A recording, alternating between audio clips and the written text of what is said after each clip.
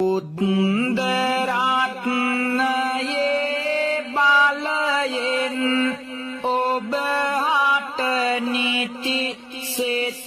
වේවා ධම්මරත්නයේ බලයෙන් නිරෝගී සුව අත් වේවා සංඝරත්නයේ බලයෙන් සියලු අපල